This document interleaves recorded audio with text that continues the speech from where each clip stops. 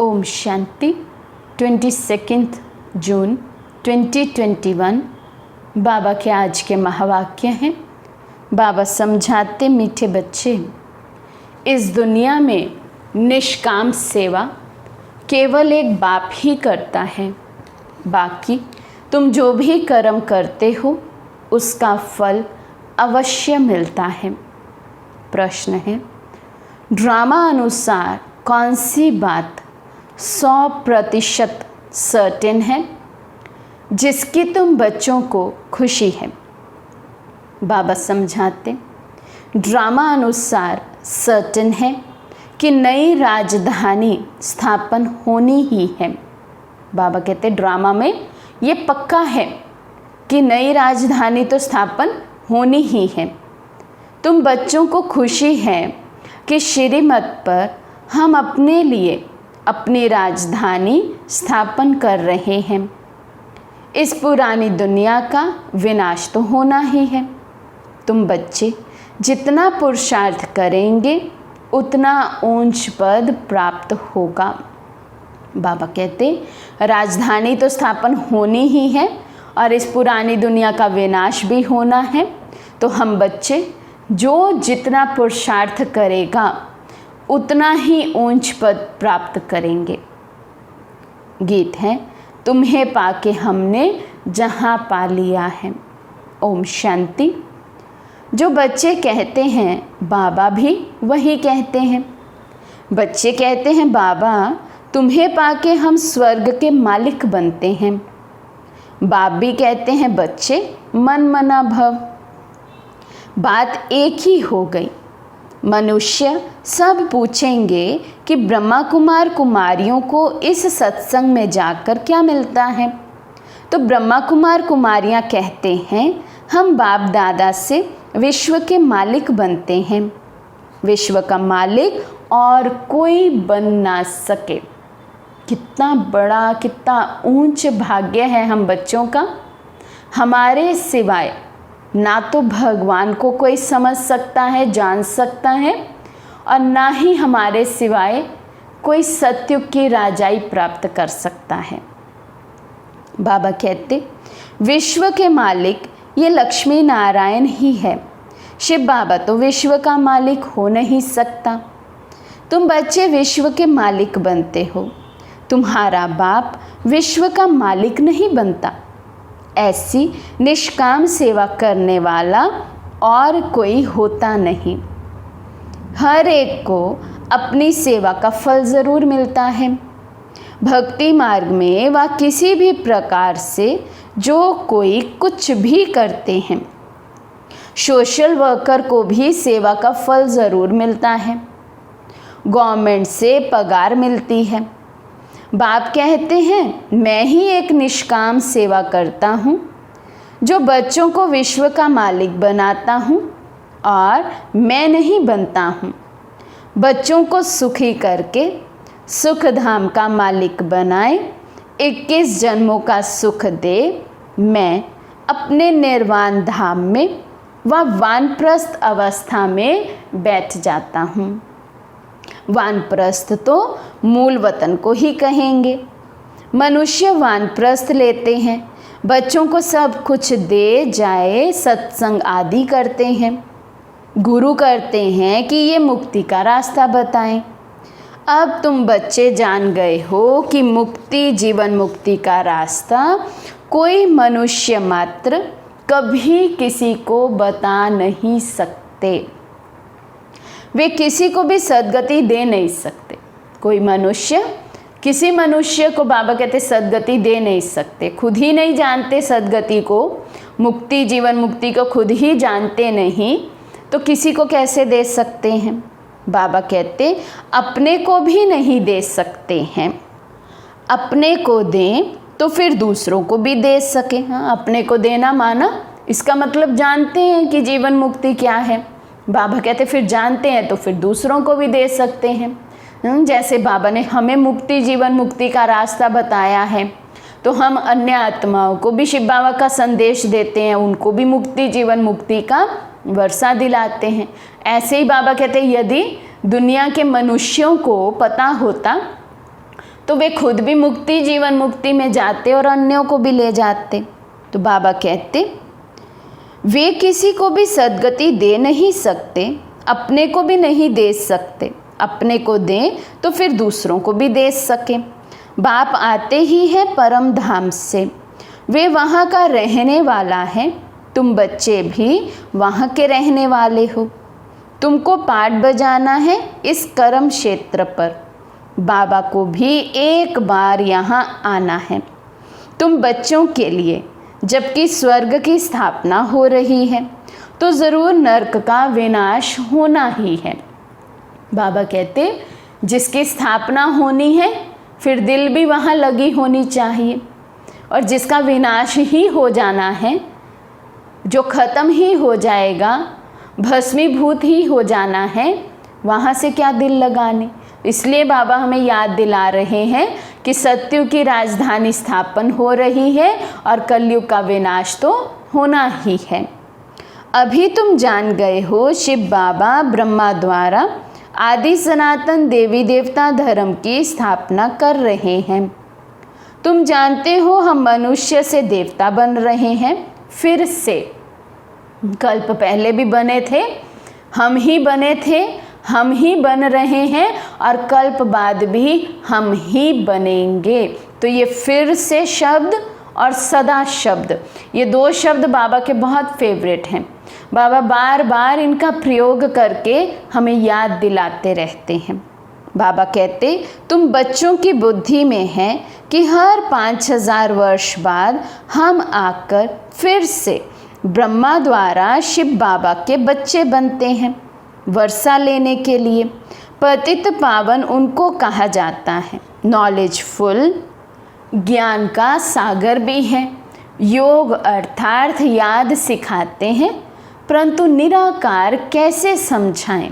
इसलिए कहते हैं ब्रह्मा द्वारा मनुष्य से देवता बनाता हूँ, अर्थार्थ देवी देवता धर्म की स्थापना कराता हूँ। अब वे धर्म है नहीं, फिर बनाना पड़े। अब फिर से आदि सनातन देवी देवता धर्म स्थापन कर बाकी सबको मुक्ति धाम में ले जाता हूँ। भारत प्राचीन खंड है, इसलिए भारत की आदमशुमारी वास्तव में सबसे जास्ती होनी चाहिए। ऐसी बातें और कोई की बुद्धि में नहीं आती। आदि सनातन देवी देवता धर्म सबसे जास्ती बड़ा होना चाहिए। 5000 वर्ष से उन्हों की वृद्धि होती रहती है, बाकी और तो आते ही हैं 2500 वर्ष के बाद। इस्लामियों की आदमशुमारी कम होनी चाहिए। फिर थोड़े समय बाद बौद्धी धर्म वाले आते हैं, तो उन्हों में थोड़ा फ़र्क होना चाहिए। इस्लामी, बौद्धि आदि पहले सतो प्रधान है, फिर धीरे धीरे तमो प्रधान बनते हैं। ये भी हिसाब है। बाबा कहते ये भी हिसाब है कि पहले पहले जब भी कोई आत्माएं परम धाम से नीचे आती है तो अपने पाठ के अनुसार वो अपनी सतो प्रधान अवस्था में ही आत्मा होती है और धीरे धीरे ही फिर कर्मों अनुसार तमो प्रधान होती रहती है। बाबा कहते जो अनन्य समझदार बच्चे हैं उन्हों को ख्याल करना पड़े। आजकल लिखते हैं चाइनीज़ सबसे ज़्यादा हैं, परंतु उन्हों को सृष्टि चक्र का ज्ञान तो है नहीं। ये सब राज तुम बच्चों की बुद्धि में है। जो पढ़े लिखे हैं उन्हों को डिटेल में समझाना होता है। देवी देवता धर्म वालों को 5000 वर्ष हुए, तो इस समय उन्हों की संख्या बहुत होनी चाहिए। परंतु देवी देवता धर्म वाले फिर और धर्मों में कन्वर्ट हो गए हैं। पहले पहले बहुत मुसलमान बन गए, फिर बौद्धी भी बहुत बने हैं। यहाँ भी बौद्धी बहुत हैं, क्रिश्चियन तो बेशुमार हैं। देवता धर्म का तो नाम ही नहीं है। अगर हम ब्राह्मण धर्म कहें तो भी हिंदुओं की लाइन में डाल देंगे। अभी तुम जानते हो आदि सनातन देवी देवता धर्म स्थापन हो रहा है। हम ब्राह्मणों द्वारा श्रीमत पर बाबा की श्रीमत पर हम ब्राह्मण जब बनते हैं, ब्राह्मण धर्म की कल्चर को अपनाते हैं, बाबा के श्रीमत प्रमाण स्वयं का परिवर्तन करते हैं, बाबा कहते देवी देवता धर्म की स्थापना के निमित्त बनते हैं। ये भी समझ होनी चाहिए। धर्म गाए तो जाते हैं ना, यहाँ के मनुष्य अपने को हिंदू की लाइन में ले आते हैं, कहेंगे हिंदू आर्य धर्म है, सबसे पुराना है। भारतवासी पहले पहले आर्य थे, बहुत धनवान थे, अब अनार्य बन गए हैं, कोई अकल नहीं, जिसको जो आता है वे धर्म का नाम रख देते हैं। झाड़ के पिछाड़ी छोटे छोटे पत्ते टाल टालियाँ निकलते हैं, नए का थोड़ा मान होता है। अभी तुम बच्चे जानते हो कि हम बाबा से स्वर्ग का वर्षा ले रहे हैं, तो ऐसे वर्षा देने वाले बाप को कितना याद करना चाहिए। तुम जितना जास्ती याद करेंगे, एक तो वर्षा मिलेगा और तुम पावन बनेंगे। बाबा ने 2 बातें बताई। यदि हम बाबा की याद में रहते हैं, जितना बाबा की याद में रहते हैं उतना बाबा कहते हैं आत्माएं पावन बनती हैं, और दूसरा वर्षे के अधिकारी बनते हैं। बाबा कहते लौकिक बाप से तो धन का वर्षा मिलता है, साथ साथ फिर पतित बनने का भी वर्षा मिलता है। वे लौकिक बाप, वे पारलौकिक बाप, और ये है बीच में अलौकिक बाप अर्थात ब्रह्मा बाबा। इनको बीच में दोनों तरफ से जोड़ दिया जाता है। शिव बाबा का तो कोई तकलीफ नहीं होती है, इनको कितनी गाली खानी पड़ती है। वास्तव में कृष्ण को गाली नहीं मिलती है, बीच में फंसा है ये। कहते हैं ना, रास्ते चलते ब्राह्मण फंसा, गाली खाने के लिए ये फंसा। अलौकिक बाप को ही सहन करना पड़ता है। ये किसी को पता ही नहीं कि शिव बाबा इनमें प्रवेश कर आए, पतितों को पावन बनाते। सोचो, देखो बाबा क्या कह रहे हैं। हम आत्माएं सोचती हैं हम ही सहन करते हैं जब बाबा के बनते हैं, लेकिन सबसे अधिक सहन तो ब्रह्मा बाबा ने किया है। कितनी गाली खाई है, उनके घर को आग तक लगा दी गई, उनको मारने के लिए भी आ गए। हाँ, कितना पिकेटिंग करते थे, ओपोजिशन होता था, लेकिन सब कुछ ब्रह्मा बाबा ने सहन किया। किसके लिए? एक तो स्वयं का वर्षा पाना है, स्वयं को वर्षा पाना है शिव बाबा से। दूसरा, अगर ब्रह्मा बाबा सहन नहीं करते तो आज हम बच्चे भी कहाँ से आते। तो बाबा ने सहन किया हमारे लिए। जैसे लौकिक में भी ऐसा होता है ना, माँ बाप सब कुछ सहन कर लेते हैं लेकिन अपने बच्चों को सुखी रखते हैं। उनको कोशिश रहती है कि दुख की लहर भी टच ना करे बच्चों को। ऐसे ही ब्रह्मा बाबा ने आगे होकर सब कुछ सहन किया तो हमारे लिए रास्ता क्लियर हुआ। तो कितनी पालना बाबा ने हमारी की है। बाबा कहते पवित्र बनने पर ही मार खाते हैं। बाप कहते हैं मैं आया हूँ सबको वापस ले जाने। तुम जानते हो मौत सामने खड़ा है, विनाश तो ज़रूर चाहिए। विनाश बगैर सुख शांति कैसे हो। जब कोई लड़ाई आदि लगती है तो मनुष्य यज्ञ आदि रचते हैं। लड़ाई बंद हो जाए, तुम ब्राह्मण कुलभूषण जानते हो विनाश तो ज़रूर होगा। कितना भी कोई लड़ाई ख़त्म करने के लिए बाबा कहते यज्ञ आदि रच ले, लेकिन विनाश तो होना ही है। लड़ाई तो अब बंद होगी नहीं तो स्वर्ग के गेट्स कैसे खुलेंगे। सब स्वर्ग में तो नहीं आएंगे, जो पुरुषार्थ करेंगे वही चलेंगे, बाकी जाएंगे मुक्ति धाम। ये किसी को भी पता ना होने के कारण कितना डरते हैं, शांति के लिए कितना धक्का खाते हैं, कॉन्फ्रेंस करते रहते हैं। सिर्फ तुम ब्राह्मण ही जानते हो सुख धाम शांति धाम की कैसे स्थापना हो रही है। विनाश के सिवाय स्थापना हो ना सके। तुम अभी त्रिकालदर्शी बने हो, तीसरा नेत्र ज्ञान का मिला है। वे तो कहते रहते हैं पीस कैसे हो, अर्थात कोई भी लड़े नहीं, सभी कहते हैं वननेस हो। एक ही बाप की मत ले कि हम सब एक बाप के बच्चे, भाई भाई हैं, तो वननेस हो जाएगी। एक बाप के बच्चे हैं तो आपस में लड़ना नहीं चाहिए। ये भी तो सतयुग में ही था, वहाँ कोई भी आपस में लड़ते नहीं। वे तो सतयुग की बात हो गई, यहाँ तो है कलयुग। बरोबर सतयुग में देवता थे, बाकी सब आत्माएं कहाँ थी पता नहीं पड़ता। तुम अब समझते हो, एक राज्य सिर्फ सतयुग में ही था, वहाँ सुख शांति सब था। ये सब बातें तुम्हारी बुद्धि में हैं, नंबरवार पुरुषार्थ अनुसार समझते हैं। बरोबर हम सतयुग में राज्य करते थे, बहुत सुख था, अद्वैत धर्म था। ये ज्ञान किसी को है नहीं। इस समय तुम नॉलेजफुल बनते हो, बाप तुमको आप समान बनाते हैं। जो बाप की महिमा वही तुमको बनना है। क्या कहा बाबा ने?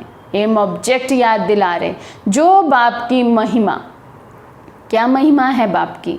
आज बैठकर लिखना बाप की महिमा, ब्रह्मा बाप की भी और शिव बाप की भी, और दोनों की महिमा से फिर मैच करना, मैं कितना योग्य बना हूँ। सिर्फ दिव्य दृष्टि की चाबी बाप के पास रहती है। बाप ने बताया है भक्ति मार्ग में मुझे काम करना पड़ता है। जो जिसकी पूजा करते हैं मैं उनकी मनोकामना पूरी करता हूँ। यहाँ भी दिव्य दृष्टि का पाठ चलता है। कहते हैं ना, अर्जुन ने विनाश का साक्षात्कार किया, विनाश भी ज़रूर होना है, विष्णुपुरी भी ज़रूर स्थापन होनी है। बाप ने जैसे कल्प पहले समझाया था वैसे ही बैठ समझाते हैं। बाबा हमको मनुष्य से देवता बनाते हैं। जब देवता बनते हैं तो आसुरी सृष्टि का विनाश ज़रूर होगा। चारों तरफ हाहाकार मचना है। बुद्धि समझ सकती है नेचुरल कैलामिटीज़ आनी है, मूसलधार बरसात भी होनी है। इन सब का विनाश हो जाए तब सतयुग की स्थापना हो। 5 तत्वों की खाद भी मिल जाएगी। इस धरती को खाद देखो कितनी मिलती है। बाप कहते हैं इस रुद्र ज्ञान यज्ञ में ये सब स्वाहा हो जाएगा। भक्ति मार्ग में देखो रुद्र यज्ञ कैसे रचते हैं। शिव बाबा का लिंग और छोटे छोटे शालिग्राम बहुत बनाकर पूजा करके फिर मिटा देते हैं, फिर रोज़ बनाते हैं, पूजा करके फिर तोड़ देते हैं। शिव बाबा के साथ जिन्होंने भी सर्विस की उन्हों का भी ये हाल करते हैं। बाबा कहते हैं शिव बाबा को तो भक्ति मार्ग में गलानी करते ही हैं, गाली देते ही हैं, सर्वव्यापी कह देते हैं, ठीकर भीतर में कह देते हैं। लेकिन इस समय जो बाबा के राइट हैंड बनते हैं, जो बाबा के मददगार बच्चे बनते हैं, जो सर्विसेबल बच्चे बनते हैं, बाबा कहते फिर भक्ति में उनका भी बाप जैसा हाल करते हैं। रोज़ बनाते हैं, रोज़ मिटा देते हैं। रावण की देखो हर वर्ष एफिजी बनाए उनको जलाते हैं। दुश्मन की तो 1-2 बार एफिजी बनाए जलाते हैं। ऐसे नहीं कि वर्ष वर्ष जलाने का नियम रखते हैं, एक बार ही गुस्सा निकाल देंगे। रावण को तो हर वर्ष जलाते हैं। इनका अर्थ कोई समझते थोड़ी हैं। फिर कहते हैं रावण ने सीता को चुराया, कुछ अर्थ नहीं समझते। फॉरेनर्स क्या समझेंगे, कुछ भी नहीं। दिन प्रतिदिन रावण को बड़ा बनाते जाते हैं, क्योंकि रावण बहुत दुख देने वाला है। अभी तुम इस पर जीत पाते हो, सतयुग में होगा ही नहीं। ये जो कर्म की भोगना बीमारी आदि होती है, ये है रावण के कारण। रावण की परवेशता होने के कारण मनुष्य जो भी कर्म करते हैं वे विकर्म हो जाते हैं। सुख दुख का खेल बना हुआ है। इस हिस्ट्री ज्योग्राफी का किसी को भी पता नहीं है। लक्ष्मी नारायण को ये राज्य कैसे मिला, किसी को पता नहीं। तुम छोटे छोटे बच्चे समझाते हो ये लक्ष्मी नारायण सतयुग में राज्य करते थे, संगम पर ये राजयोग सीख ये पद पाया है। बिरला को भी छोटी छोटी बच्चियां जाकर समझाएं कि इन्होंने ये राज्य कैसे पाया। हाँ, उस समय तो हमारी सब दादियां छोटे छोटे बच्चे ही थे, तो जब बच्चे ऐसा इतना ऊंच ज्ञान सुनाते थे तो बड़ों बड़ों को आश्चर्य लगता था, ये इतनी छोटी छोटी बच्चियां कहाँ से इतनी ऊंची ऊंची बातें करती हैं। बाबा कहते अभी तो कलयुग है, इनको सतयुग नहीं कहा जाता, राजाई तो अभी है नहीं, राजाओं का ताज ही उड़ा दिया है। धर्म शास्त्र सिर्फ 4 हैं। गीता धर्म शास्त्र है जिससे 3 धर्म अभी स्थापन होते हैं, ना कि सतयुग में। ऐसे नहीं कि लक्ष्मी नारायण ने व राम ने कोई धर्म स्थापन किया, ये धर्म अभी स्थापन कर रहे हैं। फिर इस्लामी, बौद्धी और क्रिश्चियन का एक ही धर्म शास्त्र है, बाइबल, बस। फिर पीछे वृद्धि होती जाती है। आदि सनातन है ही देवता धर्म, अब फिर से देवी देवता धर्म की स्थापना करते हैं। तुम ड्रामा के राज को अच्छी रीति समझ गए हो, खुशी भी रहती है। किन बच्चों को खुशी रहेगी?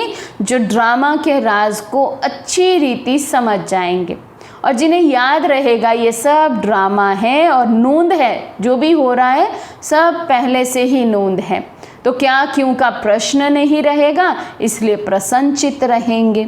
बाबा कहते जबकि तुम बच्चों को 100% सर्टेन है कि हम फिर से अपना राज्य भाग्य स्थापन कर रहे हैं, इसमें लड़ाई आदि की तो कोई बात ही नहीं, राजधानी स्थापन हो रही है, ये सर्टेन है।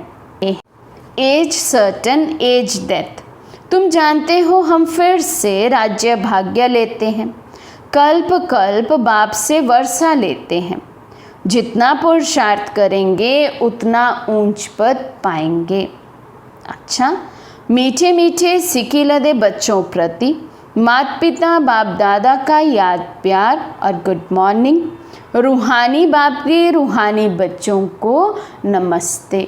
हम रूहानी बच्चों की रूहानी बाप दादा को दिल व जान शिकवा प्रेम से नमस्ते नमस्ते नमस्ते जी। धारणा के लिए मुख्य सार, फर्स्ट पॉइंट है, जो बाप की महिमा है उस महिमा को स्वयं में लाना है, बाप समान महिमा योग्य बनना है, पारलौकिक बाप से पवित्रता का वर्षा लेना है, पवित्र बनने से ही स्वर्ग का वर्षा मिलेगा। सेकंड पॉइंट है, श्रीमत पर अपने ही तन मन धन से एक आदि सनातन देवी देवता धर्म की स्थापना करनी है। आज का वरदान है, त्रिकालदर्शी बन व्यर्थ संकल्प व संस्कारों का परिवर्तन करने वाले विश्व कल्याणकारी भव। त्रिकालदर्शी बन व्यर्थ संकल्प व संस्कारों का परिवर्तन करने वाले विश्व कल्याणकारी भव। जब मास्टर त्रिकालदर्शी बन संकल्प को कर्म में लाएंगे तो कोई भी कर्म व्यर्थ नहीं होगा। इस व्यर्थ को बदलकर समर्थ संकल्प और समर्थ कार्य करना, इसको कहते हैं संपूर्ण स्टेज। सिर्फ अपने व्यर्थ संकल्पों व विकर्मों को भस्म नहीं करना है, लेकिन शक्ति रूप बन सारे विश्व के विकर्मों का बोझ हल्का करने व अनेक आत्माओं के व्यर्थ संकल्पों को मिटाने की मशीनरी तेज करो, तब कहेंगे विश्व कल्याणकारी। कितना बड़ा जिम्मेवारी का कार्य है। अभी तो ब्राह्मण बच्चे अपने ही व्यर्थ से मुक्त नहीं हुए, और बाबा क्या ड्यूटी दे रहे हैं? अपने साथ साथ पूरे विश्व का व्यर्थ और विकर्मों के बोझ को भस्म करना है। कितना ऊंचा ये कर्तव्य है, कितनी ऊंचा ये टाइटल है, तब कहेंगे हमें विश्व कल्याणकारी। स्लोगन है, नष्टो मोहा बनना है तो सेवा अर्थ स्नेह रखो, स्वार्थ से नहीं। नष्टो मोहा बनना है तो सेवा अर्थ स्नेह रखो, स्वार्थ से नहीं। अच्छा, ओम शांति।